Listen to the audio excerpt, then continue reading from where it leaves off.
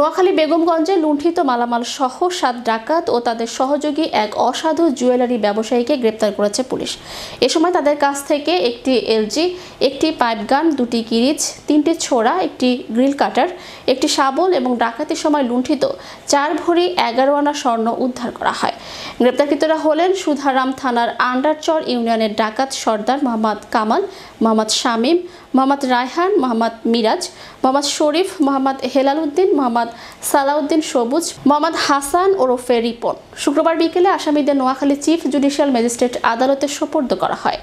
এর আগে বৃহস্পতিবার দিবাগত রাতে উপজেলার মিরওয়ারিশপুর ইউনিয়নের লালপুর এলাকা থেকে স্থানীয়দের সহায়তায় তাদের গ্রেপ্তার করে পুলিশ জানায়, বেগমগঞ্জ উপজেলায় কিছু ডাকাতির ঘটনায় ডাকাত সর্দার কামালের নাম উঠে আসে।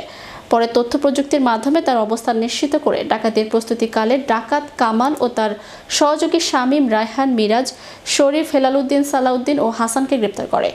ডাকাত কামালের বিরুদ্ধে বিভিন্ন থানায় হত্যা, ডাকাতি, লুণ্ঠন সহ 16টি মামলা রয়েছে। ড্রাইভার তার কাজ মূলত বিভিন্ন জায়গায় অটো ড্রাইভিংয়ের পাশাপাশি বিভিন্ন এলাকায় ঘুরে এবং সেখান থেকে বিভিন্ন বাসা, যে বাসাগুলোতে ডাকাতি করা যাবে, এই বাসাগুলোর তথ্য সে কালেক্ট করে সেটা তারা দলের অন্যান্য সদস্যকে দেয়।